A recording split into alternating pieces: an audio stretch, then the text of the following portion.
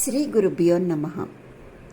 శుక్లాంబరధరం విష్ణుం శశివర్ణం చతుర్భుజం ప్రసన్నవదనం ధ్యాయేత్ సర్వవిఘ్నోపశాంతయే.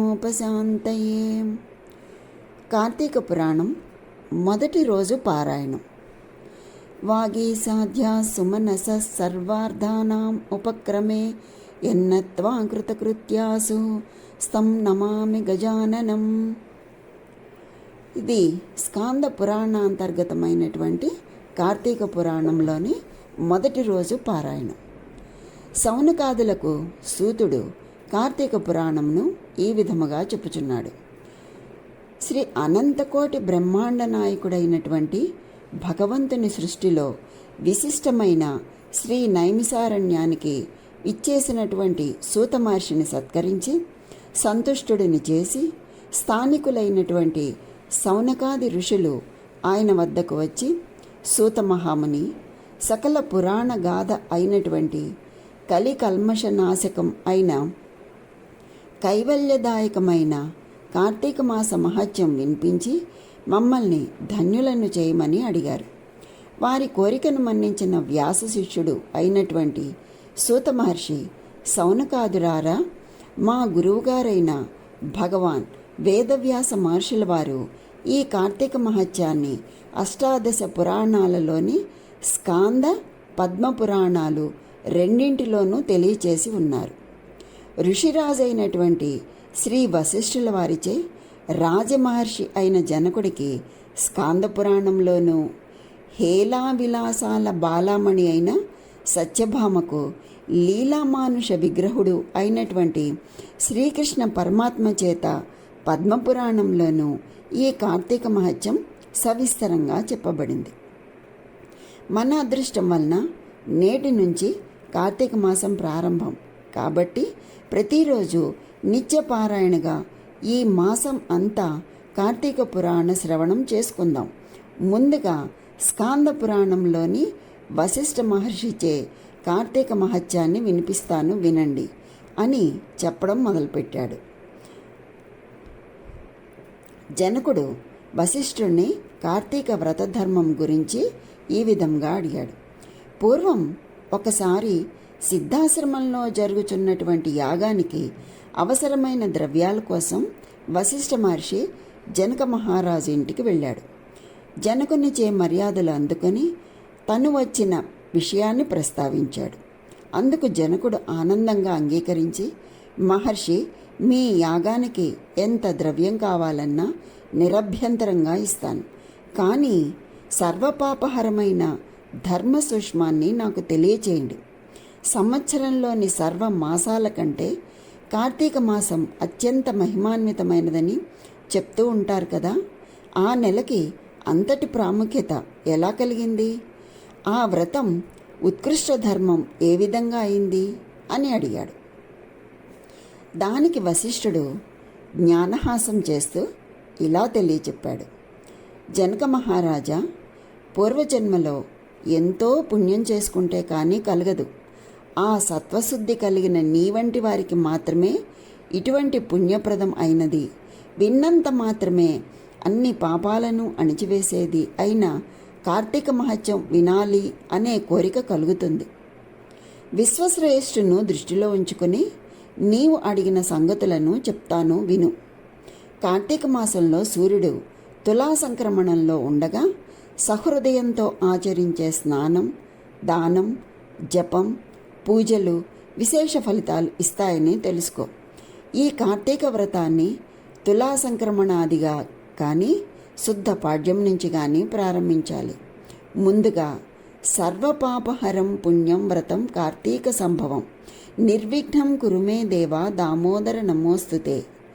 ఓ దామోదర, నా ఈ వ్రతం నిర్విఘ్నంగా పూర్తి చేయి అని నమస్కారపూర్వకంగా సంకల్పించుకొని కార్తీక స్నానం ప్రారంభించాలి.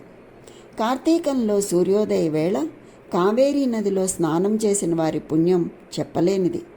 సూర్యుడు తులారాశిలో ప్రవేశించగానే గంగానది ద్రవరూపం ధరించి సమస్త నదీ జలాలలో చేరుతుంది. సరస్సులు, సెలయేర్లు, చెరువులు, జలాశయాల్లో కూడా విష్ణువు వ్యాపించి ఉంటాడు. బ్రాహ్మణుడు అయినవాడు కార్తీక మాసంలో నదికి వెళ్ళి హరిధ్యానం చేస్తూ కాళ్ళు చేతులు కడుక్కుని ఆచమనం చేసి శుద్ధాత్ముడై మంత్రయుక్తంగా భైరవ ఆజ్ఞను తీసుకుని మలలోతు నీటిలో నిలబడి స్నానం చేయాలి. ఆ తర్వాత దేవతలకు, ఋషులకు, పితరులకు తర్పణాలు వదలాలి. తరువాత మంత్రజపంతో బొటనవేలి కొనతో నీటిని కెలికి 3 దోసిళ్ల నీళ్లు గట్టు మీదకి చిమ్మి తీరం చేరుకోవాలి. చేరగానే కట్టుబట్ట కొనలను పిండాలి. దీన్నే యక్షతర్పణం అంటారు. తరువాత ఒళ్ళు తుడుచుకుని పొడివి, మడివి, తెల్లబట్టలు వేసుకొని హరిస్మరణ చేయాలి. గోపీచందనంతో 12 ఊర్ధ్వపుండ్రాలు ధరించి సంధ్యావందన గాయత్రి జపం ఆచరించాలి.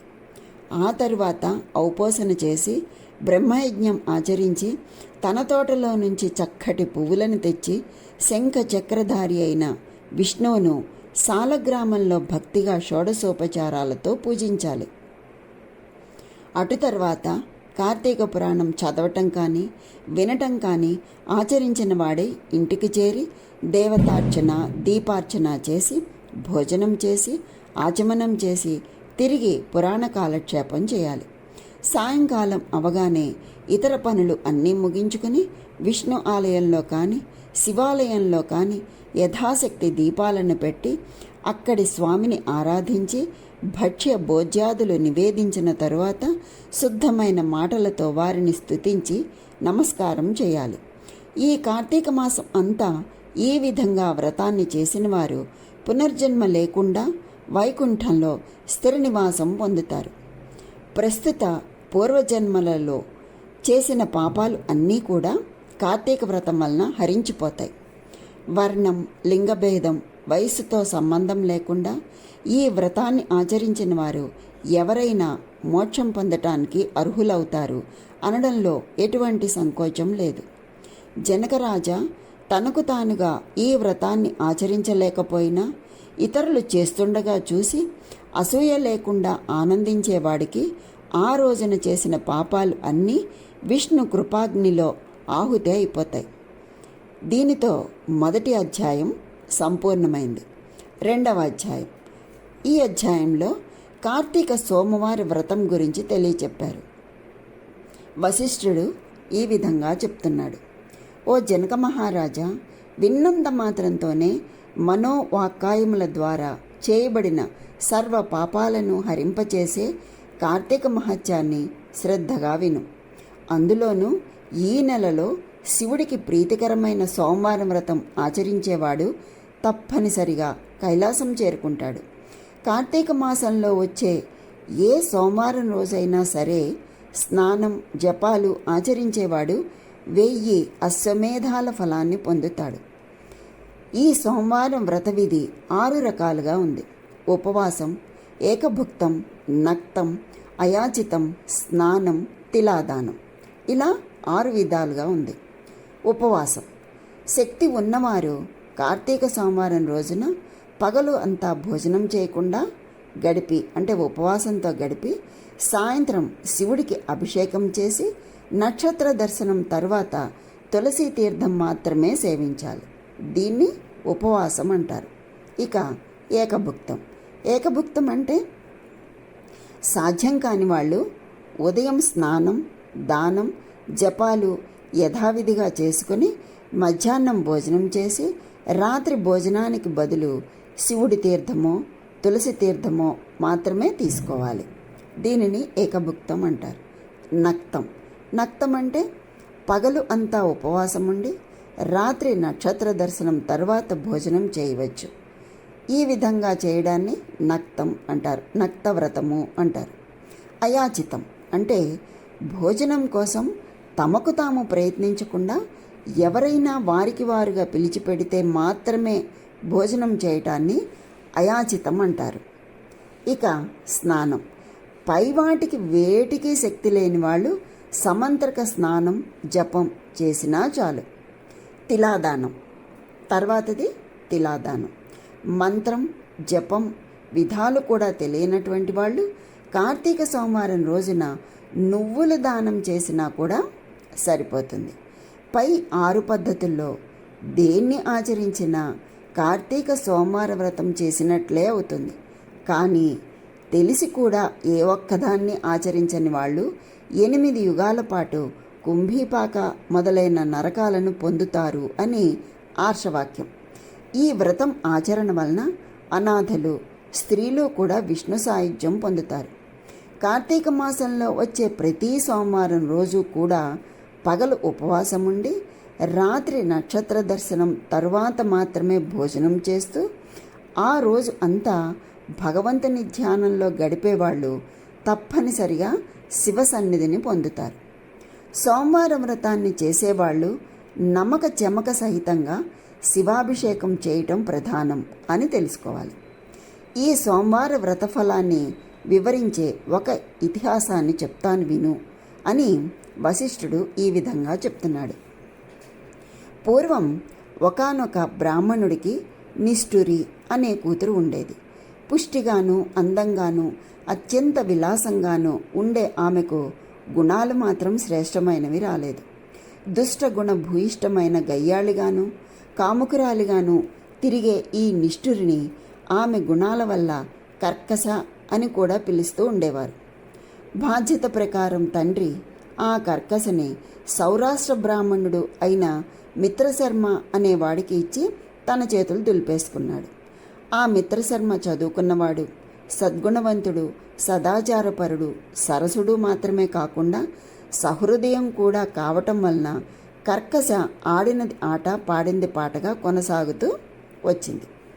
అయినప్పటికీ కూడా మనసుకు నచ్చినది కావడంతో మోజు చంపుకోలేక కొంత భార్యను వదిలివేయడం తన వంశానికి పరువు తక్కువ అనే ఆలోచన కొంత వలన మిత్రశర్మ కర్కశ పెట్టే కఠినమైన హింసలన్నింటినీ భరిస్తూనే ఉండేవాడు. కానీ ఏనాడు ఆమెను శిక్షించలేదు. ఆమె ఎందరో పరపురుషులతో అక్రమ సంబంధం పెట్టుకుని భర్త, అత్త, మామలను మరింత నిర్లక్ష్యంగా చూసేది. అయినా భర్త సహించాడు. ఒకరోజు ఆమె విటులలో ఒకడు ఆమెను పొందుతూ, నీ మొగుడు బతికి ఉండటం వలన మనం తరచూ కలుసుకోలేకపోతున్నాము అని రెచ్చగొట్టడంతో కర్కశ ఆ రాత్రికి రాత్రే నిద్రలో ఉన్న భర్త శిరస్సును ఒక పెద్ద బండరాతితో మోది చంపేసి ఆ శవాన్ని తానే మోసుకుని వెళ్ళి ఒక పాడుపడిన నూతిలోకి విసిరేసింది. ఇదంతా గమనించినప్పటికీ కూడా ఆమెకు ఆమె విటుల బలం ఎక్కువ కావటం వలన అత్తమామలు ఆమెను ఏమీ అనలేక తామే ఇల్లు వదిలి పారిపోయారు. అంతటితో మరింత స్వతంత్రించిన కర్కశ కన్ను మిన్ను కానని కామావేశంతో అనేక మంది పరపురుషులతో సంపర్కం పెట్టుకుని నిత్య సురత క్రీడలతో తేలియాడసాగింది. తాను చెడింది కాకుండా ఎందరో సంసార స్త్రీలను కూడా తన మాటలతో భ్రమింపచేసి తన విటులకు తార్చి దాని ద్వారా సొమ్ము చేసుకునేది. కాలం గడిచింది. దాని బలము తగ్గింది, యవ్వనము పోయింది. శరీరంలోని రక్తం పల్చబడ్డంతో కర్కశ జబ్బుపడింది. ఎంతోమంది పురుషోత్తములతో సాగించిన శృంగార క్రీడల పుణ్యమాని అనూహ్యమైన వ్యాధులు సోకాయి. పూలగుత్తి లాంటి మేని పుళ్ళు పడిపోయింది. జిగిబిగి తగ్గిన కర్కశ దగ్గరికి విటులు రాకపోకలు తగ్గిపోయాయి. ఆమె సంపాదన పడిపోయింది. చివరికి అక్రమపతులకే కాని సుతులకు నోచుకొని ఆ నిష్ఠుర తినడానికి తిండి, ఉండడానికి ఇంత ఇల్లు, ఒంటి నిండా కప్పుకోవడానికి బట్టలు కూడా కరువయ్యాయి. కొన ఊపిరితో ప్రాణాలతో నడివీధన పడి మరణించింది. కర్కశ శవాన్ని కాటికి మోసుకుపోయే దిక్కు కూడా లేకపోయింది. యమదూతలు ఆ జీవిని పాశబద్ధన చేసి నరకానికి తీసుకుని వెళ్ళారు. యముడు ఆమెకు దుర్భరమైన శిక్షలను విధించాడు. భర్తను మరిచిపోయి పరపురుషులను ఆలింగనం చేసుకున్న పాపానికి ఆమె చేత మండుతున్న ఇనుప స్తంభాలను కౌగిలించుకునేలా చేశాడు. భర్త తలను బద్దలు కొట్టినందుకు ముళ్ళగదతో ఆమె తల చిట్లిపోయేలా కొట్టించాడు. భర్తను తిట్టినందుకు, కొట్టినందుకు, తన్నినందుకు కర్కశ పాదాలను పట్టుకుని కఠినమైన శిలలపై వేసి బాధించాడు. సీసం కాచి చెవులలో పోయించాడు.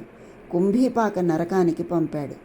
ఆమె పాపాలకు గాను ఆమె ముందు 10 తరాల వారు, తర్వాత 10 తరాల వారు ఆమెతో కలిపి మొత్తం 21 తరాల వారిని కుంభీపాకంలో కుమిలిపోసాగారు. నరక అనుభవం తర్వాత ఆమె 15 సార్లు భూమిపై కుక్కగా జన్మించింది. 15వ జన్మలో కళింగ దేశంలో కుక్కగా పుట్టి ఒక బ్రాహ్మణ గృహంలో ఉంటూ ఉండేది.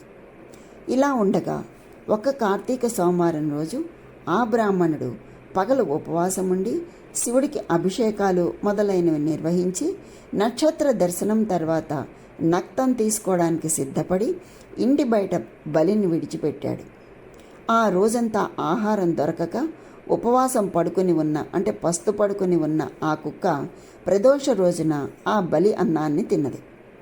బలిభోజనం వల్ల దానికి పూర్వస్మృతి కలిగి ఓ బ్రాహ్మణ రక్షించు అని కుయ్యి కుయ్యి అని అరిచింది.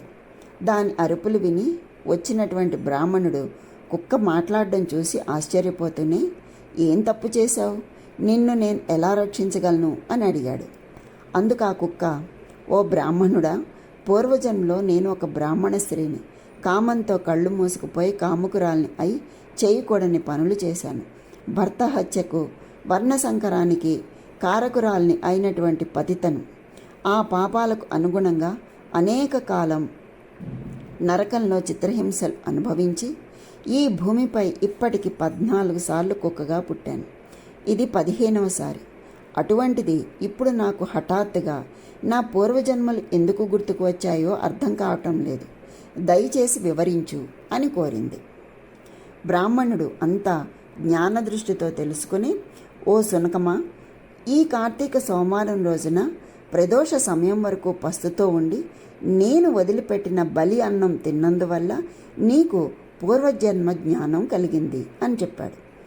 దాంతో ఆ కుక్క, కరుణామయుడైన ఓ బ్రాహ్మణుడా, నాకు మోక్షం ఎలా సిద్ధిస్తుందో దయచేసి తెలుపు అని కోరిన తరువాత దయాపరుడైన ఆ బ్రాహ్మణుడు తాను చేసిన అనేక కార్తీక సోమవార వ్రతాలలో ఒక సోమవారం రోజు వ్రతఫలాన్ని ఆ కుక్కకి ధారపోయగా వెంటనే ఆ కుక్క తన కుక్క దేహాన్ని విడిచిపెట్టి దివ్యస్త్రీ శరీరంతో ప్రకాశవంతమైన వస్త్రాలతో పితృదేవతలతో కలిసి కైలాసానికి చేరుకుంది.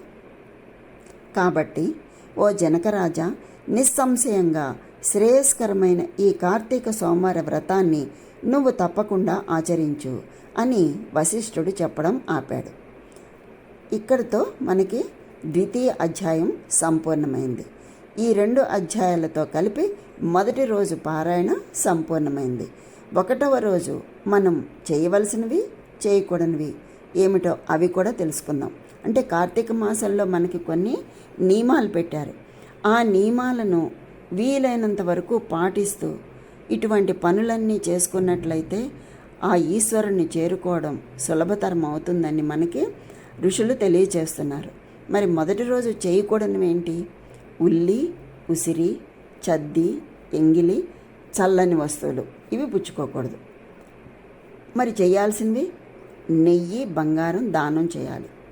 పూజించాల్సిన దైవం స్వధాగ్ని. జపించాల్సిన మంత్రం ఓం జాతవేదసే స్వధాపతే స్వాహ అని జపించుకోవాలి. దీనివలన ఫలితం ఏమిటి అంటే తేజోవర్ధనం కలుగుతుంది. కనుక మనకి చేయవలసినవి చేయకూడనివి ఎంతో చక్కగా చెప్పి ఎటువంటి పనులు చేస్తే ఎటువంటి ఫలితాలు ఇస్తాయో కూడా మనకి ఈ పురాణ ద్వారా మనకి తెలియచేయడం ఆ ఋషులు మన యందు చూపించినటువంటి అపారమైన కరుణ. కనుక మనం ఈ కార్తీక మాసాన్ని ఎట్టి పరిస్థితిలోనూ జారవిడుచుకోకుండా మన శక్తి మేరకు మనం చేయవలసిన విధులన్నీ సక్రమంగా చేసి ఆ భగవంతుని యొక్క అనుగ్రహానికి పాత్రులం కావాలి. కనుక ఆ హరిహరాదుల అనుగ్రహం అందరికీ కలగాలని కోరుకుంటూ స్వస్తి.